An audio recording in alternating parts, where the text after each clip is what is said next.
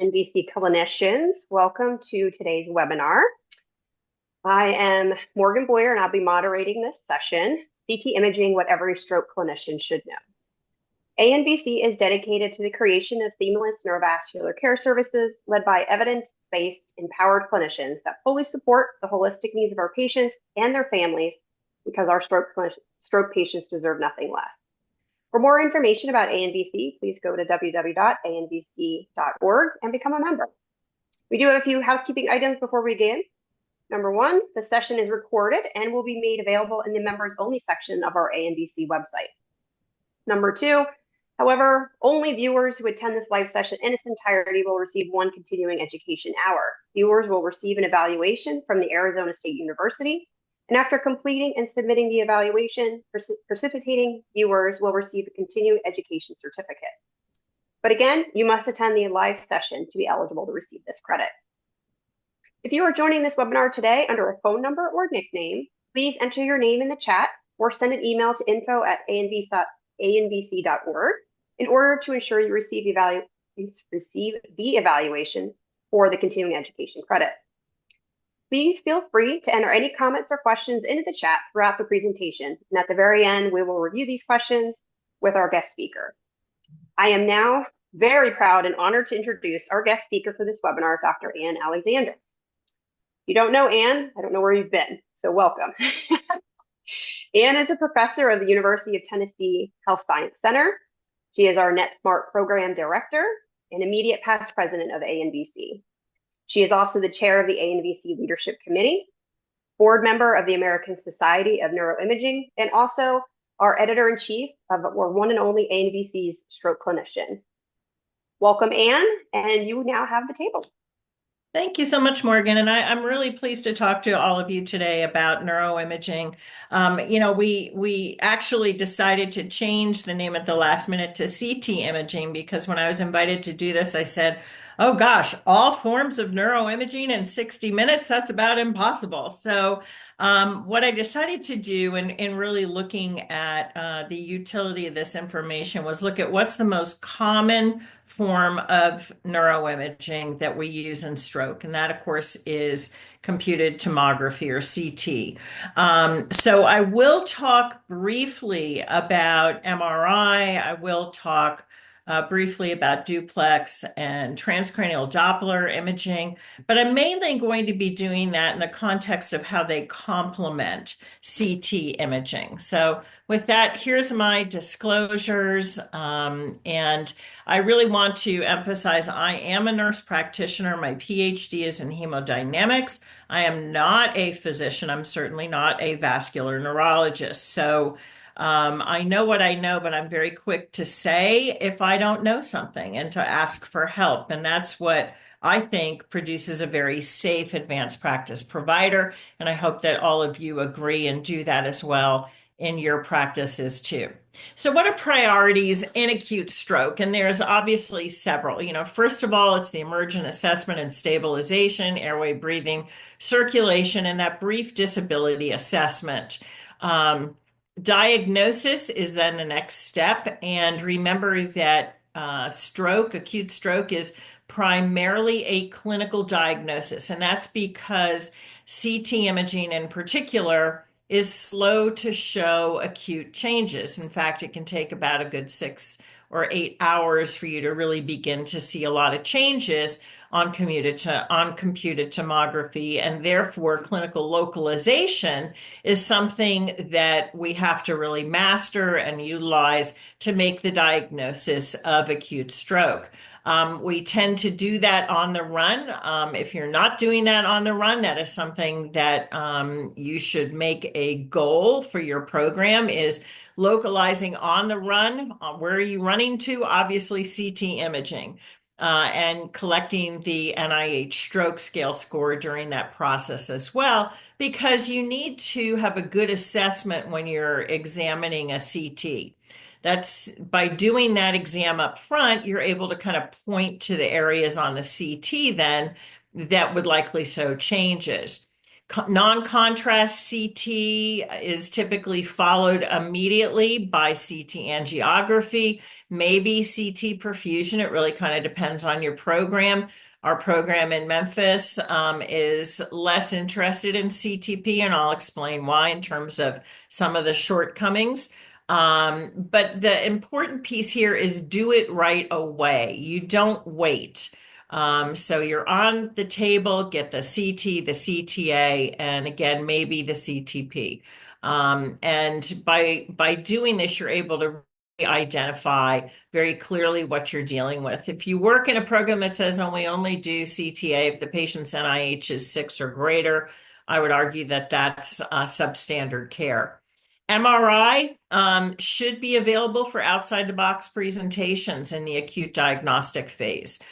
We also tend to use it at 24 hours so we can see what's going on with those patients at that time. But for patients that have a CVA. What does CVA stand for? Confused vascular assessment. In other words, you do the assessment and you go, this does not localize to any territory. What the heck is going on here? That's where MRI becomes very, very useful. And then your differential is the result of all this. The thing to emphasize here is in emergency management, there is a rule that says always assume the worst possible diagnosis. And then your job in that differential and really ticking down that list and figuring out exactly what's going on is to prove to yourself that it is or isn't present, right? When you make the assumption that it's something simple, for example, the patient that comes in with vertigo, and that patient with vertigo is instantly just assumed to be a inner ear problem. Well, first of all, how many adults have inner ear problems? Not very many, right? This is typically a diagnosis of pediatrics. But when you do that, you could be missing a big cerebellar stroke, for example. Cerebellar strokes tend to go along with brainstem strokes. And so, we see this sometimes among emergency physicians that are trying to assume the easier diagnosis, but really your job is just the opposite. Prove to yourself that it isn't the worst diagnosis. We then obviously proceed to treatment. There's different treatments for ischemic stroke that are focused on reperfusion. Hemorrhagic stroke, we really need to look at the type of hemorrhagic stroke. Is it intracerebral hemorrhage? Is it subarachnoid hemorrhage, for example? And then complication avoidance. And then we get to determination of mechanism. And there's 2 ways that we can do this. I have to tell you, I'm becoming more and more a fan of the ASCO classification. If you're not familiar with ASCO, I encourage you to look at the winter issue of the Stroke Clinician. I did a nice write-up in there about ASCO and the research corner there. And I really think that this is something that ANVC, including the ANVC certification exams, need to shift to is ASCO. This is toast, though. It basically allows you to put patients into one of 5 categories. Note that the cryptogenic category should only be used if you've done an exhaustive workup.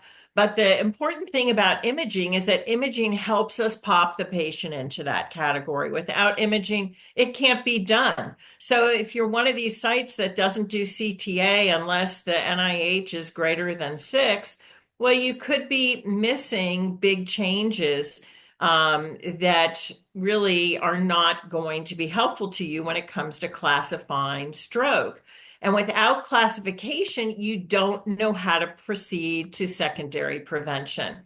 With ICH mechanism, most of the mechanisms are going to be hypertensive. But when you have a patient with what we call an FLB or a funny looking bleed, then we have to think about other things. Again, CTA is going to be your friend in that process. And when we think about secondary prevention, the 2 that really take precedence acutely for us are hypertension and glycemic control. One of my soon-to-be graduates of UT Health Science Center, Dr. Nicole Schumacher, has done a beautiful 3-paper dissertation on glycemic control. She's got a couple of those papers published already. The 3rd will get published shortly, but do take a look at that. You want to get glucose under control acutely, because if you take a patient in for thrombectomy or give them any form of TPA, be that alteplase or TNK, these patients are not going to do as well if they're hyperglycemic. So get them under control.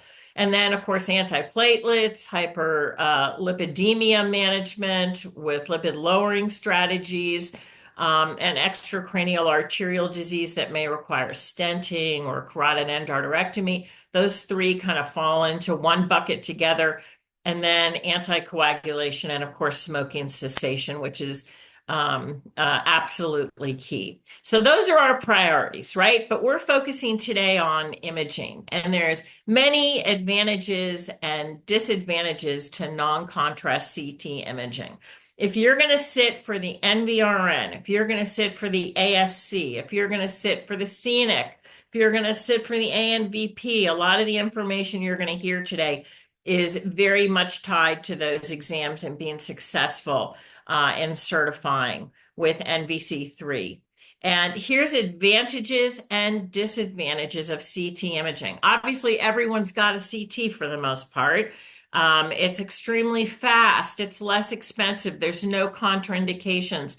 Although there was recently a paper that came out in one of the internal medicine journals that said, if you have a lot of repeated CTs, you're at higher risk for cancer. Hey, I hate to tell you, stroke is going to leave you disabled. You need to have the CT. So that may be true, but again, it was more pertinent to chest and abdominal CT. So don't worry about it.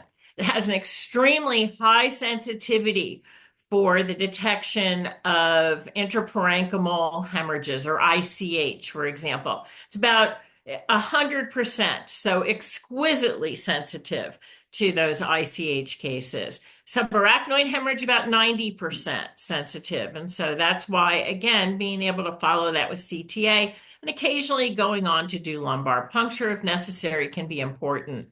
And in trauma, of course, CT is phenomenal.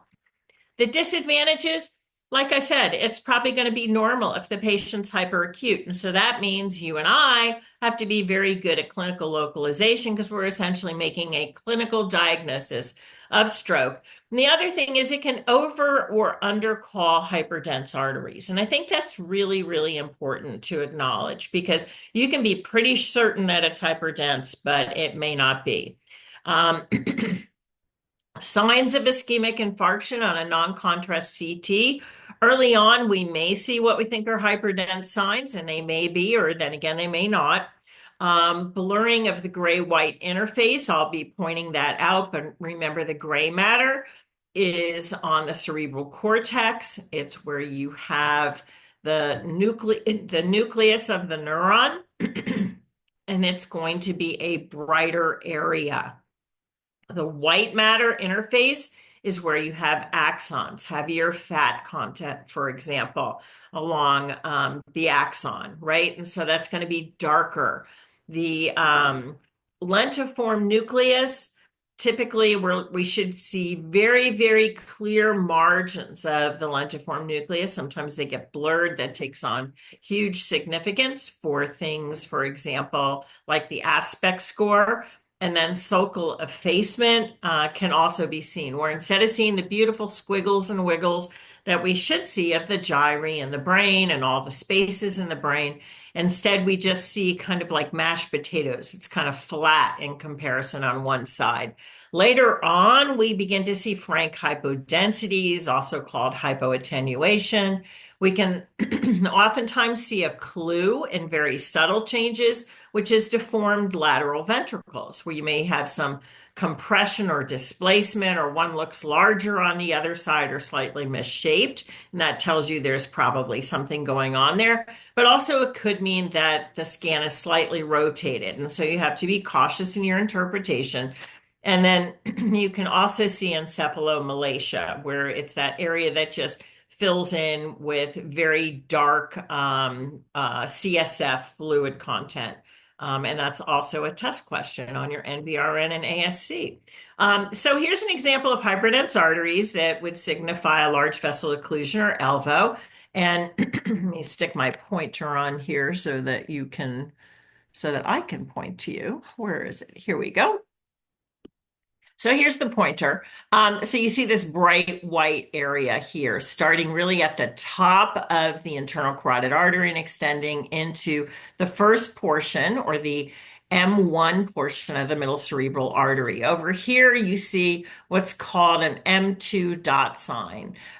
Middle cerebral artery is typically going to bifurcate, in some cases trifurcate, out in the Sylvian fissure, and you can see that bright white area. That is called a dot sign. And then over here, the bright white dot right here, that is the basilar artery. And again, be careful with these, because while this one over here very likely is a large vessel occlusion with sluggish blood movement, sometimes things like this are just a slightly calcified artery, or this could be a slightly calcified artery that when you do the CTA, it is open and totally normal. This is an example of loss of gray-white differentiation and sulcal effacement. So remember, when you're looking at CTs, that right is left and left is right, because these are mirror images. So everything gets flipped. So if you look over here, remember we said that we want to see beautifully folded areas of gyri. And over here, do we see that? Not so much. So this is very flat, and this would be an example of the sulcal effacement that's going on. The other thing is that you're looking for, over here, I can clearly see it's brighter on the edges and it's darker underneath. Over here, I can't see that much of a differentiation between the two. So again, that's our gray-white differentiation is a bit blurred. If you look at this scan, kind of the same thing. We're also looking at another left MCA stroke where I don't see the folding like I should over here. It looks much flatter. But look at how also there is deformation of the ventricle, which is, again, another big sign. You can also see on this one some deformation of the ventricle as well. And again, the sulcal effacement, obvious over here. But look at how over here I can see that bright gray matter on the edge for the cortex and the dark matter underneath. Over here, everything pretty much looks the same, right? There's also, when you compare CT images to MRI, there's huge differences. You can still see a lot of things on the first two CTs in particular. So for example, over here, I can see that I've got loss of gray-white differentiation. I've got some hypoattenuation on this CT. But if I were to do an MRI right afterwards, it would be just absolutely bloody obvious to everybody what was going on here. The nice thing about MRI is that, even your dog would know that this patient is having a stroke, because it just lights up and tells you, poof, there it is.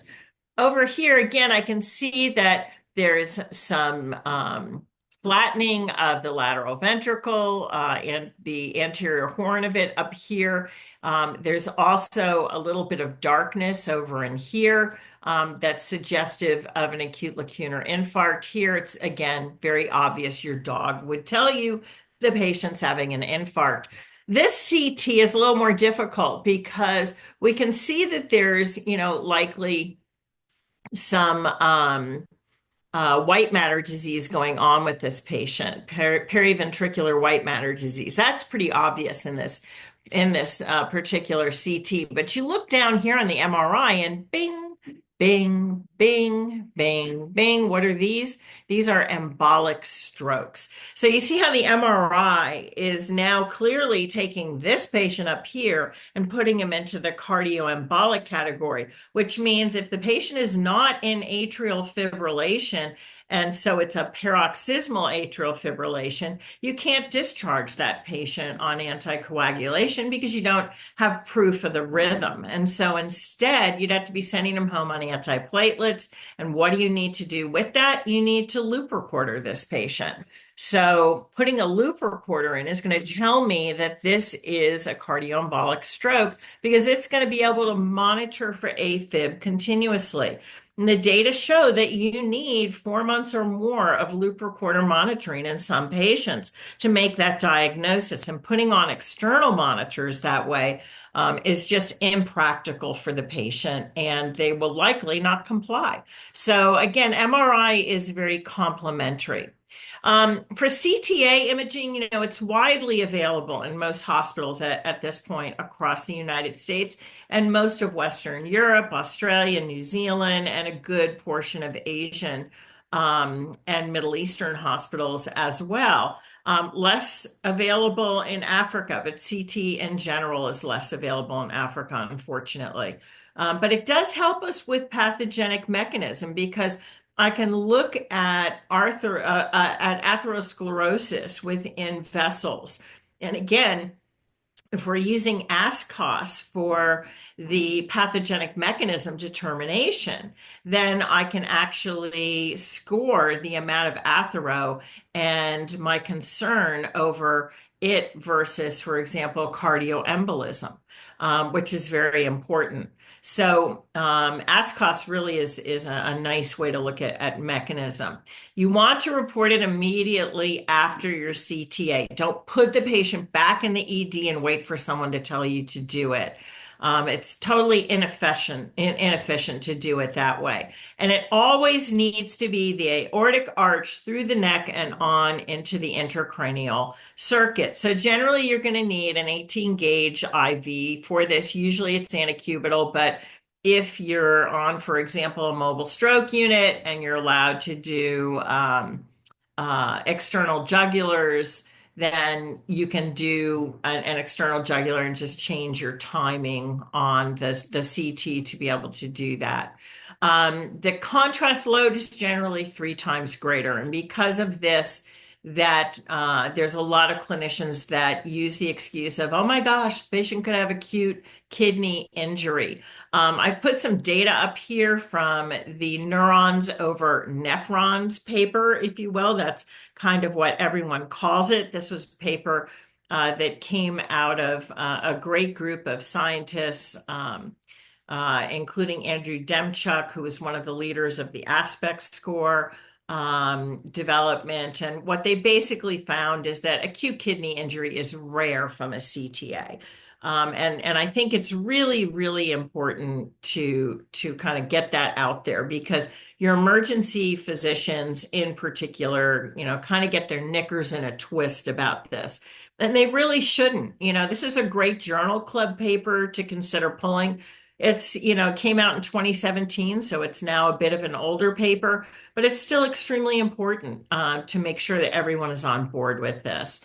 The advantages and disadvantages of CTA, again, if you're an NVRN, if you are going for the ASC, if you're going for the scenic, if you're going for the ANVP, you should know these data. It's non-invasive. It's a rapid test, requires much less cooperation than magnetic resonance angiography. And in fact, we almost never do MRA anymore because of that. MRA without contrast is kind of like what we all call a shakeogram. But this is about as good as catheter angiography, especially for proximal arterial occlusions and stenoses. And it is really a first-line test in identifying structural vascular problems. What do I mean by that? Aneurysms and vascular malformations. We can look at extracranial and intracranial vessels. So we can look at the aortic arch for atheroma. We can look in the neck as well. And the 3D reconstruction, if you use that, most of us don't, but you certainly can use it and it can be performed quickly in most centers. And the other thing is if you're not a CTP user, you can toggle up and down a post-contrast scan and have a pretty good qualitative, somewhat crude approach to looking at perfusion kind of like information. And I'll talk more about perfusion in a minute. But the distal branches, that's one of the disadvantages, are sometimes poorly visualized, although really is better each year at looking at more distal branches. But still sometimes, you still can't see something. And so this is where CTP can be helpful. It can be, it's totally incapable of telling you what direction the blood is flowing. And we do have a great deal of collateralization that occurs with different types of strokes in different locations. And so it's not going to give you that information. It's only a snapshot, so it gives you a picture in time. And any kind of coils or metal are going to produce a great deal of signal artifact. And then if it's poorly timed, then you're going to probably not get very good information. So manual IV push really produces kind of crummy scans. There's a lot of mobile stroke units that do that. Ours and more sophisticated programs use really automated injection. And those produce really superior scans. But if you have really low or highly varied cardiac output, which can occur with atrial fibrillation, for example, then you can also get kind of a crummy scan from these things too. Here's just an example of an M1, kind of a mid M1 cutoff here, and you can just see how there's just nothing here. So this is very diagnostic of, again, remember, right is left and left is right. So this would be a left MCA stroke. Keep in mind that duplex and TCD are very complementary. If you've got, for example, a CTA in the neck, there's some people that say, oh, I don't need to get a duplex scan. Yeah, you do, because duplex is going to tell you about plaque morphology. And that in turn gives you information about secondary prevention. It also helps you to kind of clinch a diagnosis of the mechanism of the stroke. For example, if it is very hypoechoic plaque, then it's more likely that the mechanism is atherosclerosis than hyperechoic plaque, right? So you need to really kind of still use these things. The direction of blood flow, TCD, can be very helpful with telling you about reversed filling, for example, of a basilar artery and a basilar artery occlusion. So you can have reversed recruitment down from the PCOM-As into the P1 PCAs filling the basilar retrograde, right? And so there's interesting information that way. And then, of course, emboli detection.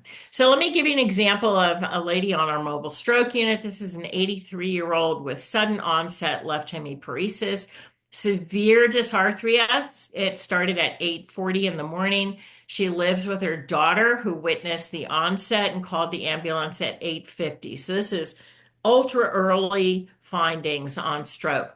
Her exam, to me, she had a very dense, coextensive left hemiparesis. Coextensive, I mean face, arm, and leg. With tactile neglect, she was able to follow my commands. She could answer questions correctly. She had severe dysarthria. But the interesting thing in her presentation, she was cortically blind. Now, I was expecting, with all these left-sided things that were very typical of a patient with a right MCA stroke, that she would, in fact, have a left field cut, but she couldn't see out of both of her fields. So she had one of those confused vascular assessments. So I asked her daughter, I said, has she always had good vision, or did she have trouble with her vision in the past? Again, always important to talk to family, right? And her daughter says, quote unquote, she lost her right visual field 10 years ago, but her GP told her this was normal aging. Oh, right? This is not normal aging, guys. You don't lose a visual field as part of normal aging. So anyways, we get her into the truck and we're doing our assessments on the fly because we want to get her into CT. The first thing that we notice is this weird defect up here. And it's like, what the heck is that, right? Here's her CTA. And again, I've got this beautiful cutoff here. There is no flow out the right MCA. So all of this stuff, the left hemiparesis, the severe dysarthria, the tactile neglect, All of this is consistent with the right MCA stroke. But then lo and behold, look at this big structural abnormality. At the top of the left internal carotid artery, she had a giant aneurysm that had been going on for at least 10 years. So here I'm in a TPA window. I'm 5 minutes lights and siren to the emergency department. And am I going to give TPA to this lady? I'm a little bit worried about this, right? And so we had already mixed the TPA because we were really certain we were going to treat her. And instead, as soon as we saw this, I called Medcom and said, I'm coming in. I've got the TPA mixed if you wild cowboys want to give it, but I'm not comfortable as an advanced practice nurse on my license making that call. So I'll let you guys decide. And of course, my husband happened to be on call that day, and he goes, "Oh, honey, you and I have treated lots of patients with aneurysms we didn't know about." I said, "Listen, wild man, this thing is the biggest thing I've ever seen." And so by the time we got to the aneurysm, he agreed that he wasn't going to give the TPA either, and the patient went straight to the cath lab. So this is another patient that I had on the mobile stroke unit. This is a patient that came with severe dysarthria and had very dense right-sided weakness, okay, but could talk. So expressive language intact. So you're saying to yourself, if you have that severe a coextensive loss on the right side, you have to start thinking, could this be posterior circulation? But of course, you're also thinking maybe it's left MCA too, because you can get fooled, right? You don't know. So we get the patient on the truck. The CT itself looks normal. And we do the CTA, and bam, look at this basilar artery cutoff here. So this is kind of like a mid to close to the distal end of the basilar artery. So we have basilar artery thrombosis, gave this patient TPA on the tarmac at Memphis Airport, and then drove lights and sirens into the hospital. And lo and behold, here's the catheter angiography. They pulled the clot, and he did great. Discharged a day later, in fact. I want to just talk briefly about when you have those hyperacute large vessel occlusions. You want to keep the head of the bed at 0 degrees. It's been noticed as early as 1968 by Jim Toole in North Carolina, Lou Kaplan and Segay up in Boston in 1976, that when you sit some patients with stroke head up, especially way head up, like what our transport teams do, because they want to be able to put the cardiac monitor behind the patient's back on the stretcher. These patients they deteriorate. And there's lots of good theoretical basis for this. We're enhancing gravitational flow. We're fostering collateralization. And if this is a patient early into stroke with viable brain, putting the head down, you're going to increase blood flow to that ischemic territory, and patients are likely to get better. We published this paper in the journal Neurology back in 2005. And we found on average a 20% increase in blood flow in these large vessel occlusion patients when the head of the bed was lowered to 0 degrees. We just concluded Zodiac last year. Again, it was not unsafe to put head of the bed down flat at 0 degrees. If you do have a concern, turn the patient on their side, but get their head down at 0 degrees if they're a thrombectomy candidate. No issues at all related to hospital-acquired pneumonias or pulmonary deterioration. But look at the death rate if you sat these patients up, significantly higher in the 30-degree group. And for our primary endpoint, the number needed to harm 1.88. So for less than every 2 patients that you sit up, one is going to deteriorate 2 points, and 2.48 for every 2.5 patients that you sit up, one is going to deteriorate more than 4 points on the NIH. Here's an example of just what happens with that worsening over time. They just begin to lose and lose and lose function. And again, here it is with 4 points. And again, you can just see like that stepwise deterioration. So please keep these heads of the bed flat at 0 degrees if you find a large vessel occlusion. That's super, super important. CT perfusion, although it's called perfusion, CT perfusion does not measure actual perfusion. And I really want to emphasize this. In fact, this is a test question that you will find on your NVC3 exams. What does CTP measure? It measures blood flow. It measures blood flow. It then makes an assumption that if the blood flow is really low, the tissue is dead. It doesn't know whether the tissue is dead. It cannot truly tell you whether the tissue is dead. It just assumes that it's dead. And some hospitals use this for triaging late window thrombectomy patients. And others are moving to aspects because CTP can overcall infarction. Our hospitals in Memphis tend to use aspects mostly to select patients for thrombectomy, and they'll use CTP if there's a clinical trial that requires it. And the clinical trials that do require it tend to utilize rapid AI over Viz AI. So that's just important to know if you want to participate in different clinical trials. But they're evaluating this mismatch essentially and making an assumption of infarction.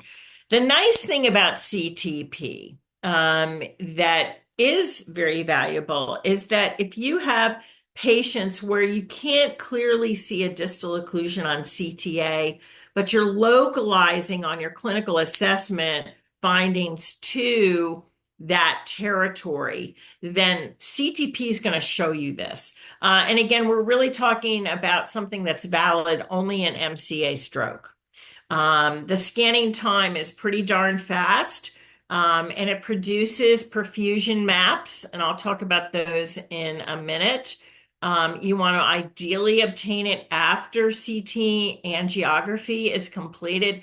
Typically, you want a 1-minute delay, which is going to allow the CTA contrast to wash out, maybe a little bit longer if you have patients with extremely low cardiac output.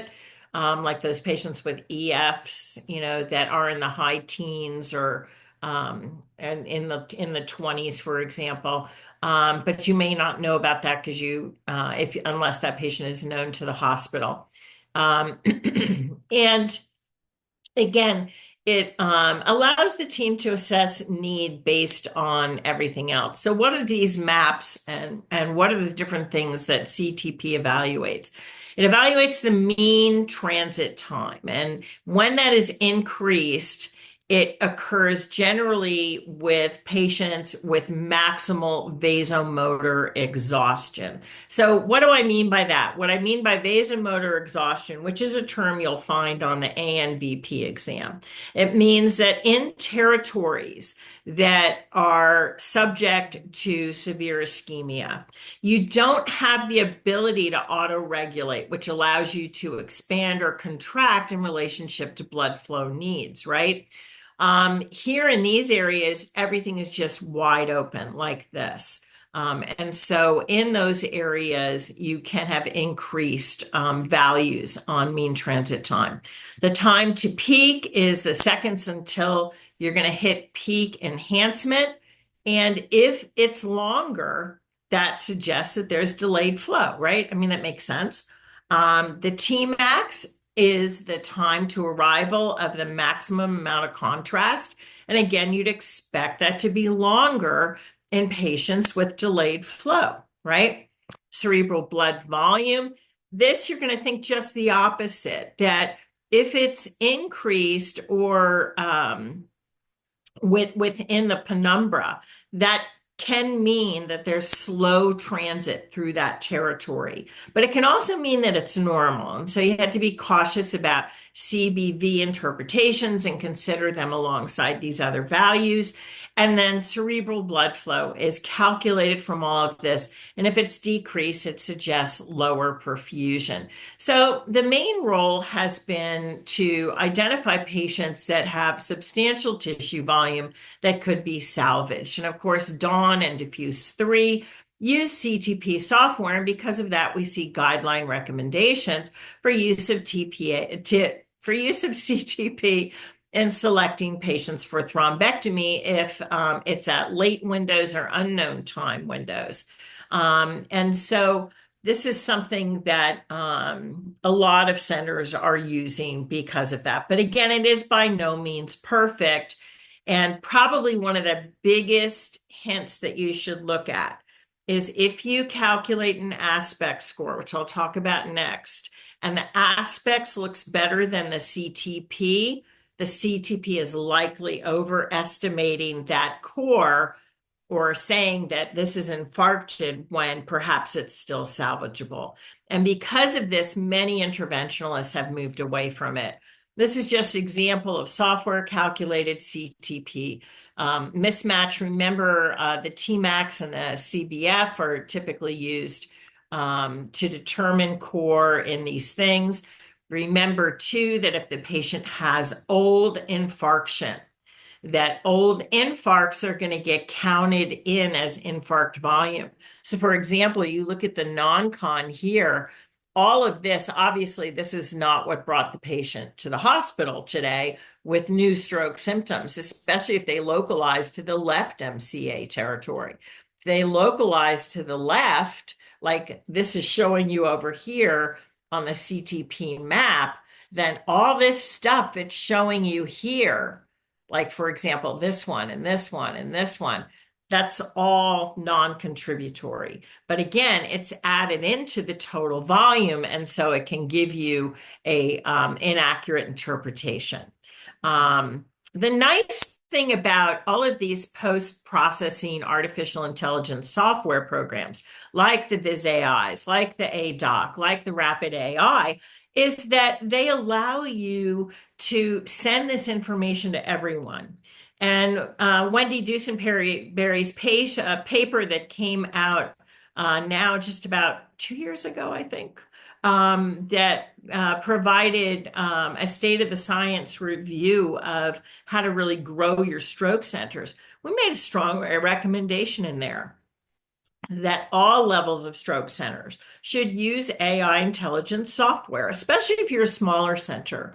If you're a smaller center and you have this and you connect the comprehensive stroke center guys to your hospital, now they can see when a patient comes in that has something that they need to perhaps begin working a transfer up for, because it's automatically going to go to them. The advantage to that is that if you're in a smaller hospital, you probably have one emergency physician in your emergency department, and you've got all this imaging done. But now that guy is going to wait for a general radiologist to read it that may not be as well prepared, and likely it's not as well prepared as a vascular neurologist.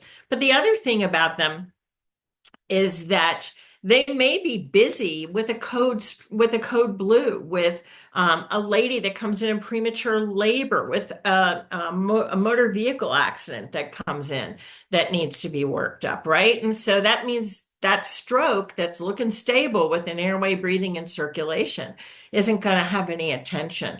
But this way, your comprehensive stroke center knows what's out there, and they can call in and say, I saw that you had subarachnoid hemorrhage. I saw that you had an ICH. I saw that you had an ELVO. Let us help you get started on the transfer. So this is huge. Let's talk about the aspect score. Phil Barber's paper from the Calgary program was published a long time ago in Lancet in 2000. And their goal was to really find a better way to interrogate the MCA territory so that they could predict really, better functional outcomes after reperfusion. They produced a 10-point quantitative topographic, in other words, it's looking at the location in the CT score that is looking at 10 areas of healthy, normal MCA coverage. So a perfect score is 10. And as the patient CT looks more and more questionable, you take off points. So it divides it again into 10 regions. You're looking at two slices of the CT, and again, only valid for MCA stroke. You can see the 7 areas that it's looking at on what's called the basal ganglia slice, or the slice of the CT, where you are seeing all these discrete areas in the CT itself. And then it's going to go to the slice that's superiorly adjacent to that ganglionic slice, but doesn't include any ganglionic structures. And there's 3 possible points there. So again, perfect score is 10 points. We're taking off points for hypoattenuation, any focal swelling or effacement, or blurring of the gray-white interface. So this is a normal CT. See the caudate nucleus here, the lentiform nucleus here. This black area here is the internal capsule. Okay, and this is all normal. The insular ribbon, where I see that beautiful folding, and then M1, M2, M3. You then go to that slice that doesn't have any ganglionic structures on it, but is superiorly adjacent to that. And you have a slice here with M4, M5, M6 zones. Now, it was developed without any windowing. And I really want to emphasize this because the developers of Aspects up in Calgary, Alberta, they do not recommend windowing. I can guarantee that many of your physicians are probably windowing to determine aspect scores, but this actually amplifies differences in hypodensity, and it's not supposed to be done. And still to this day, Andrew Demchuk, who's our good friend, we talked to him and he said, nobody should be windowing. So you might want to correct that in your program if you're doing it, because it can make tissue look worse than it actually is. So here's an example. This patient comes in with left motor loss that's coextensive. Again, so we're looking at the left lower face, the arm, and the leg. The patient has neglect. So again, I know I'm dealing with right MCA territory, and they have a left visual field cut. I mean, this is just screaming at you a big right MCA stroke, right? So again, remember, right is left and left is right. So we're looking at this side of the brain. I've given you 3 different slices to look at. Remember, there's 7 slices on the ganglia for the first basal ganglia aspect that you calculate. And so to me, you've lost M1, M2, and M3.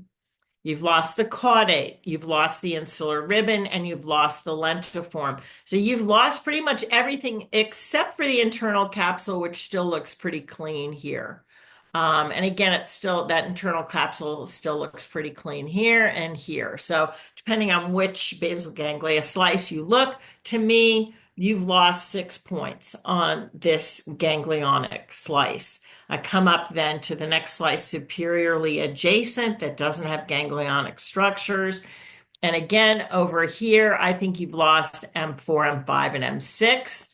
And so this patient, basically, this is the final read. And again, they agree with me. So we've lost 6 points here, 3 points here. The patient has an aspects of 1, right? So this is a patient that's pretty far gone. Most people would not even consider taking this patient in for any kind of thrombectomy procedure. Here's the CTA on that patient, by the way. Here's the CTP. Here's the MRI. So this patient's pretty toast. Hemorrhagic transformation. I do want to talk about that just quickly. We use a mixed radiologic and clinical classification. Note that when you look at all the different trials out there, people use lots of different lots of different terminology and lots of different classification systems. With the NINDS, because it was the first big trial in humans using TPA to try to reverse stroke symptoms, they didn't know how to classify hemorrhagic transformation. So they used really the most brutal definition, which was any hemorrhage on the CT and any clinical worsening. Nowadays, we tend to use this updated one here. You will occasionally see some people using Heidelberg in patients that have gone on for thrombectomy because it does take into consideration things like a pH that is remote from the infarct, IVH, subarachnoid hemorrhage that can easily, of course, occur with rupture of a vessel, and then subdural hematoma. Again, quickly here, this is a pH1 type hemorrhage with, or I'm sorry, an HT1 type hemorrhage with just tiny, tiny petechial little dots. What's making this patient worse is not the hemorrhage, it's the size of the evolving infarct. This is a HT type 2, more confluent. But again, what's making the patient worse is the size of the infarct. Another example of an HT type 2, again, the infarct is what's making the patient worse. And this is a pH1, so we don't have any blood outside this infarct itself. Instead, in fact, you can see the infarct around it. These are not considered symptomatic intracranial hemorrhage, so they're not an SICH. Here's an example of a pH2 or an SICH. And again, you can see a huge, huge bleed, right? With ventricular spillage as well. And here's another example over here. I want to talk for a minute about dual energy CT because after patients come out of the cath lab, there's oftentimes contrast staining that can occur, and we sometimes jokingly call these contrastomas. And the question is this a hemorrhage after coming out of a thrombectomy procedure? Or is it not? Is it just contrast staining? So if you do dual energy CT, this is your non-con, and it looks a lot like it's hemorrhage, right? But then with dual energy CT, it creates what's called an iodine overlay map or an IOM. And then it subtracts that from the non-con image and gives you what's called a virtual non-contrast. And you can see there's no blood in here, right? So this patient did not have an SICH from their thrombectomy. This is all contrast. And again, here's the follow-up CT. And again, you don't see contrast. So dual energy CT is really helpful at really differentiating contrastomas from the real thing. Last thing I'll talk about is intraparenchymal hemorrhage real quickly. There's lots of classic places for hypertensive hemorrhages. Area B, the basal ganglia, is the most common. The thalamus, second most common, followed by the pons and the cerebellum. Amyloid hemorrhages tend to be very close to the surface up here. These are the ones that do really well with surgical treatment, whereas we really don't have good data.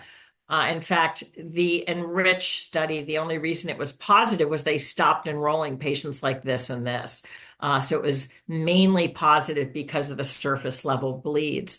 But these are classic hypertensive hemorrhages. This is a caudate, that's a thalamus. This is a pontine hemorrhage, for example. These are classic amyloid hemorrhages that do very well with surgical evacuation. This is an example of a patient with an apixaban coagulopathic hemorrhage that came into a primary stroke center at 12:10. Here's the non-contrast. And again, the nice thing about hemorrhage is your dog knows it's a hemorrhage, right? I mean, here it is right here. It's not that bad a hemorrhage.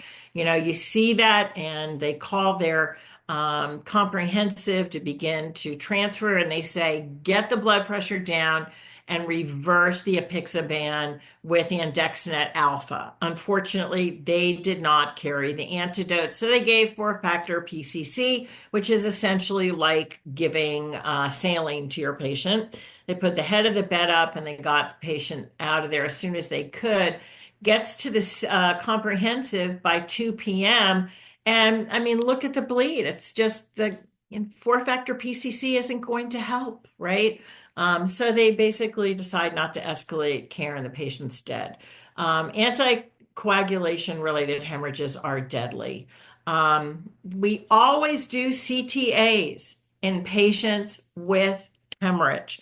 And this is one of the recommendations that comes from the Code ICH team, of which I'm very proud to be a part of. Here's your non-con. You start your CTA, and you see how you get these bright white dots? That tells you this patient is actively bleeding. There is blood with contrast actively pouring out at the time this picture was taken. And again, you have an enlarged bleed as the outcome. Here is the bleed here, same thing with the CT just starting. I can see two areas here where there's contrast pouring out. And again, look at how much more dramatic the shift is in the final image here. So CTA is very helpful. If it's a funny looking bleed, this screams structural anomalies. Remember, most bleeds are hypertensive, but we can kind of diagnose that hypertensive hemorrhage just from looking at where the bleed occurred. And if it is in a funny looking place, then we get to worrying. Like, for example, this is not a hypertensive hemorrhage. This is close to the Sylvian fissure. What happens in the Sylvian fissure? We had the bifurcation, or in some cases trifurcation, of the middle cerebral artery, and we end up with a big Sylvian fissure hematoma, right? That tells me this is likely an MCA bifurcation aneurysm. Aneurysms love bifurcations. The patient also has communicating hydrocephalus. How do I know? Because the temporal horns are wide open, right? This is a patient with the top of the basilar aneurysm picked up on CTA. This is a patient that has an arteriovenous malformation, okay?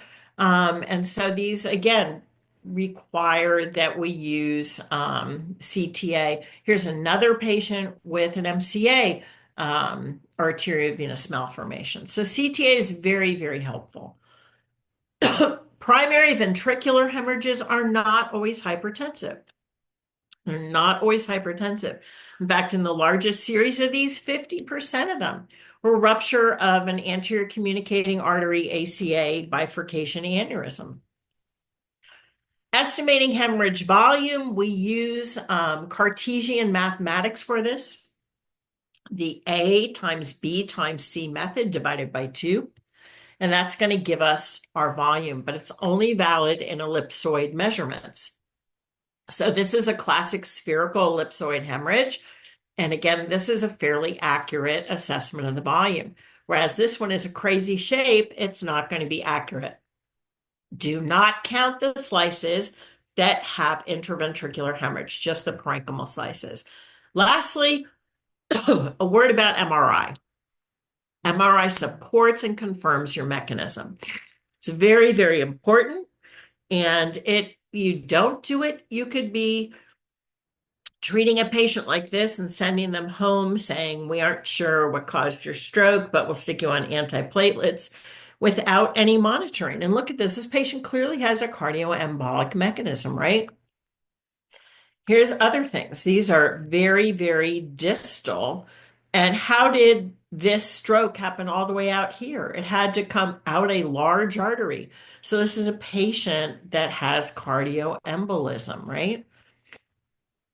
Again, more examples of patients with cardioembolism. We want to loop recorder these patients. And so MRI is very, very valuable. And I will stop there pretty much right on time, I think. Yep, 2 minutes to go. Happy to take questions from anybody. And I thank you so much for your attention. Beautiful. Thank you, Anne, so much for that wonderful presentation. There are 2 questions in the chat. One of the first ones is in regards to aspects. Can this still be calculated even if there are previous strokes? It can be. Technically, you're not supposed to count the area with the old stroke, and you'd just be focusing on the new area. However, there are a lot of people that add in the stroke volume from the previous stroke. Thank you.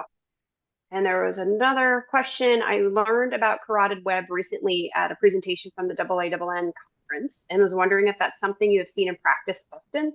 This person has never even heard. I mean, they do occur. I'll be honest, I don't have a big background in carotid webs, but they certainly do occur, and there are some patients that are more likely to get them. Patients with FMD, for example. But this is, of course, an important diagnosis to make as well, and using CTA as well as CT as well as duplex alongside that can be very important. There's another question in the chat that says, how common are dual energy CT in hospitals? If you are a thrombectomy capable or comprehensive stroke center, I promise you've got it. I'd be shocked if you didn't, because your interventionalists are pretty much going to insist upon it, because otherwise people are going to blame them for contrastomas being hemorrhagic conversion, and they're not. So, it's likely there if you're a thrombectomy capable or comprehensive stroke center. If you're a primary stroke center, pardon me, I have horrible allergies this time of year. If you're a primary stroke center that doesn't do any kind of interventional stuff, likely that you do not have it. I don't know that you'd have a good reason to have it. But it's definitely in the other ones. Kristen, potentially is there any way to get your slides after the fact to look at them a little more slowly? I know we'll have the option to have the recordings on the ANVC website. A lot of this stuff will be in the book when the book comes out this fall, so you'll see it there. The book is going to cover everything from the ASC to aspects of scenic, not as in depth as the scenic core does, and ANVP and the NVRN. So it'll all be in one book as opposed to 2 or 3 books. So that should be out hopefully this fall. Few people are slow on chapters, but we'll get there eventually. So you'll see a lot of the stuff in there. The other thing is you have it on the website. And then lastly, I don't know if it's still available, but there is a multimodal CT learning center that I put together for ANVC that you can access as an ANVC member or non-member. And I'd really recommend that. There's 8 hours of continuing education with that from the Arizona State University.